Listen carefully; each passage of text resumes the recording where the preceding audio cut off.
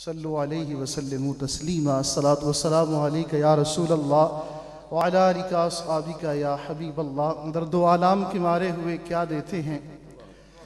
درد و آلام کے مارے ہوئے کیا دیتے ہیں، ہم تو بس ان کی نگاہوں کو دعا دیتے ہیں۔ اللہ اللہ کیے جانے سے تو اللہ نہ ملے، اللہ والے ہیں جو اللہ سے ملا دیتے ہیں۔ بندہ بننا ہے خدا کا تو گدا بن ان کا جو فقیروں کو شہنشاہ بنا دیتے ہیں۔ معزز سامعین حضرات ذی وقار، بالخصوص تشریف فرما اسٹیج پہ معزز احباب، پیران عظام، سجادہ نشینان اور معزز سامعین، بالکل جو ہے وہ میری خواہش تو یہی تھی کہ ابھی دعا کی جائے، لیکن حکم یہ ہے کہ دو تین باتیں میں آپ کے سامنے جو ہے وہ رکھوں۔ بلا شک و شبہ نبی مکرم صلی اللہ علیہ وآلہ وسلم آپ کی جلوہ گری اس کائنات رنگ و بو میں ہوئی، اور نبی مکرم صلی اللہ علیہ وآلہ وسلم کے آنے کے چرچے ہوئے، نبی پاک علیہ السلام آپ کا ذکر ہوا، اللہ نے آپ کو وجہ تخلیق کائنات قرار دیا۔ لیکن نبی پاک علیہ السلام کی بعثت کا ایک مقصد قرآن مجید نے یہ بیان کیا، هو الذی ارسل رسولہ بالہدی ودین الحق لیظہرہ علی الدین کلہ، کہ اللہ نے اپنے نبی کو دین ہدایت کے ساتھ بھیجا تاکہ اس دین کو تمام دینوں پہ غالب کر دے۔ بے شک نبی پاک صاحب الاولیاء صلی اللہ علیہ وآلہ وسلم آپ نے فرمایا کہ میرے بعد کوئی نبی نہیں، لیکن علماء امتی کا انبیاء بنی اسرائیل، میری امت کے جو علماء ہیں وہ بنی اسرائیل کے نبیوں کی طرح ہے۔ جس طرح میرے محترم قبلہ صوفی صفدر علی صاحب فرما رہے تھے کہ قبلہ پیر صاحب جن کی آج بارگاہ میں اور آپ حاضر ہوئے ہیں، آپ صرف ایک عالم نہ تھے یا خالی صوفی نہ تھے، بلکہ قرون اولیاء کی صوفیاء کی طرح آپ نے اپنے دامن کے اندر شریعت کا علم بھی آپ کے پاس تھا اور طریقت کا علم بھی آپ کے پاس تھا۔ ہمارے تمام بزرگوں کی طرح آپ طریقت کے اور شریعت کے جامع تھے، تو آپ نے زمانہ موجود کی ضروریات کو سمجھتے ہوئے ایک تو اپنے پیر و مرشد کی بے پناہ محبت آپ کے دل کے اندر جو موجود تھی، ان کے نام سے تنظیم العزیز اس کی جو ہے وہ یاد رکھی، اور بلا شبہ وہ تنظیم جس طرح گزشتہ کئی سالوں سے ورک کر رہی ہے وہ آپ کے سامنے ہے۔ اسی طرح ادارہ معارف اسلام بھی جو ہے اسی تنظیم کا ایک حصہ ہے، اور اس کے زیر اہتمام گزشتہ عرس مبارک کے موقع پر یہ شرف ملا اس ادارے کو، تنظیم العزیز کو، کہ حضرت قبلہ پیر صاحب زیدہ مجدہ آپ کی کتاب، آپ کی جو شاعری، نعتیہ شاعری، منقبت کی شاعری، وہ آپ کے سامنے آئی، اور اسی طرح انشاءاللہ تعالی بہت سی کتب جو ہیں وہ تکمیل کے مراحل کے اندر ہیں، کچھ کمپوز ہو رہی ہیں اور کچھ پرنٹنگ کے مراحل کے اندر ہیں۔ ادارہ معارف اسلام تنظیم العزیز کے جو مقاصد ہیں، مجھے حکم دیا گیا کہ میں دو چار باتیں کروں۔ انشاءاللہ تعالی یہ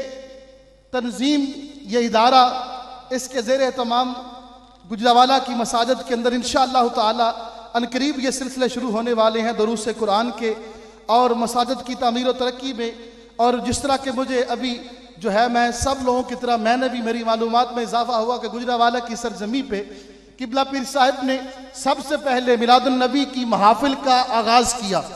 تو انشاءاللہ اپنے پیر و مرشد کی سنت کو جو ہے وہ آگے بڑھاتے ہوئے ادارہ معارف اسلام کے بنیادی مقاصد میں یہ ہے کہ میلاد النبی کے سلسلوں کی مستقل نگرانی کی جائے، اور نہ صرف نگرانی کی جائے بلکہ اس کو عام کیا جائے، پھر سال بھر حضور علیہ السلام کے ذکر کی ایسی محافل کا انعقاد ہو، اور اس کے علاوہ علاقے کی مساجد کی تعمیر و ترقی اور بہت سی باتیں انشاءاللہ تعالی۔ یہ وہ کام ہوگا کہ جو ہمیں ہمارے پیر و مرشد نے، آپ کے پیر و مرشد نے آپ کو بتایا، بلا شک و شبہ زندگی بھر وہ جس علاقے میں رہے، اگر وہ چاہتے اس ظاہری دنیا کے اعتبار سے تو کچھ بھی جمع کیا جا سکتا تھا، لیکن اگر انہوں نے جمع کیا تو دین کو جمع کیا، دین کی خدمت کی، اور اپنے ماننے والوں کو بھی دین کا درس اور جو ہے وہ دین کی فکر دے کے گئے۔ تو یہ دین کی فکر، محبت کا اصل تقاضا یہ ہے کہ اپنے محبوب کی فکر کو عام کیا جائے۔ انشاءاللہ ادارہ معارف اسلام جو ہے اپنے پیر و مرشد کی جو تمام تر سوچیں، تمام تر خواہشیں ہیں، تنظیم العزیز، ادارۃ المصطفیٰ، انشاءاللہ اس کو ادارہ معارف اسلام جو ہے ان کو آگے بڑھانے کے لیے انشاءاللہ دن رات ترقی کر رہا ہے، دن رات کوشش کر رہا ہے۔ ایک بات میں گزشتہ عرس پہ بھی کہی تھی میں نے دوستوں کے کہنے پر، اور اس سال بھی کہہ رہا ہوں، کیونکہ میں تقریر کرنے کے لیے نہیں آیا تھا، میں یہ باتیں کرنے کے لیے آیا تھا کہ آپ لوگ ایک بہت خوشخبری آپ کو سننے کو ملی۔ قبلہ صوفی صفدر علی صاحب کی گفتگو سے کہ وہ اپنے ذہن کے اندر جو کتاب ہے اس کتاب کو مرتب کرنے کا ایک ارادہ جو ہے وہ کیے ہوئے ہیں. اللہ تعالیٰ ان کو اس میں کامیابی عطا فرمائے. دوسری بات میرے علم میں یہ بھی موجود ہے، بلکہ کچھ اوراق اس کے میرے پاس پڑے ہوئے ہیں، آپ کے پیر و مرشد کی درگاہ کے جو سجادہ نشین ہیں قبلہ حافظ ذوالفقار علی صاحب جیدہ مجددہ، آپ بھی کتاب جو ہے وہ پیر صاحب کے حیات مبارکہ پہ ترتیب دے رہے ہیں. یہ ضرورت ہے ان لوگوں کی، آپ کے وہ ساتھی، آپ کے وہ پیر بھائی جنہیں پیر صاحب کی زیارت کا جو ہے وہ موقع نہ مل سکا، ان کی صحبت کا موقع نہ مل سکا، کم از کم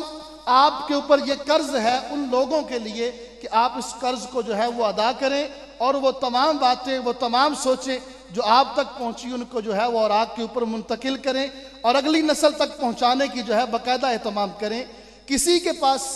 پچھلے دنوں میں جس طرح ابھی ہمیں جو ہے کچھ باتیں بتائی گئیں، جتنے بھی بزرگ ساتھی ہیں اور بالخصوص ادارہ معارف اسلام کے بزرگ پیر بھائی ہیں، ان کے پاس ایک باتوں کا، ایک معلومات کا ایک خزانہ ہے. کچھ کے پاس ویڈیوز ہیں، کچھ کے پاس تصویریں ہیں. میں نے گزشتہ اس پہ بھی کہا تھا کہ یہ چیزیں آپ ایک مرتبہ جو ہے یہاں آ کے ادارے کے ساتھیوں کو جو ہے وہ پیش کریں، اور وہ اس کی کاپی بنا کے، ہر چیز کی آج کاپی بن جاتی ہے، آپ کی جو امانت ہے وہ آپ کو واپس کر دیں گے، اور وہ تحفہ جو ہے ان کے پاس بھی آ جائے گا، اور جب ان کے پاس آئے گا تو پھر آپ کے سارے ساتھیوں کے پاس وہ تحفہ جو ہے وہ پہنچ جائے گا. تو یہ کچھ باتیں ہیں جو میں نے آپ کی ہیں. بلا شک و شبہ میں خود چند ایک صحبتیں میری بھی قبلہ پیر صاحب کے ساتھ رہیں، اور میں نے ان کے چہرے کی زیارت کی، ان کی گفتگو سنی. میں نے شاید گزشتہ گفتگو میں کہا تھا کہ اللہ کے ولی کی یہ خوبی ہوتی ہے کہ جب اس کے سامنے کچھ لوگ بیٹھے گفتگو سن رہے ہوتے ہیں نا، تو ہر کوئی سمجھتا ہے کہ شاید یہ میری بات کر رہا ہے. تو بالکل ان کی مجلس میں بیٹھ کے ہمیں یہی محسوس ہوتا تھا، اور آج بھی ان کا فیض جو ہے ہمارے سامنے ہے. اس شہر میں کتنے چہرے تھے، کچھ یاد نہیں، سب بھول گئے. ایک شخص کتابوں جیسا تھا، وہ شخص زبانی یاد ہوا. اللہ تعالیٰ ان کے مزار انور کی رونقوں کو یوں ہی دن دگنی رات جگنی ترقی عطا فرمائے. اور یہ جو حضرت کے لگائے ہوئے پودے ہیں تنظیم العزیز ادارہ معارف اسلام، اللہ تعالیٰ ان کو اس بات کی کامل توفیق دے کہ ہم صرف سالانہ عرس اور صرف مہینے کے بعد 11ویں سے آگے نکل کے ہم وہ عملی کام کریں کہ جس عملی کام نے اس علاقے کا بالخصوص اور بالعموم سارے شہر کی جو ہے وہ تقدیر بدلی، وہ پیر صاحب کا کام تھا. اللہ تعالیٰ وہ کرنے کی توفیق عطا فرمائے. ایسے لوگ، انہیں اللہ تبارک و تعالیٰ جو اللہ کی ذات کے لیے زندگی گزارتے ہیں نا، تو پھر ان کو اللہ تعالیٰ کی ذات کے لیے اپنی ذات کو مٹایا ہوتا ہے، تو پھر انہیں اس بات پہ فخر ہوتا ہے. وہ ساری زندگی یہی کہتے ہوئے گزار دیتے ہیں کہ حافظ رند زندہ باش، مر کجا و تو کجا، تو شدائے حمد بود لکائے تو وما علیہ.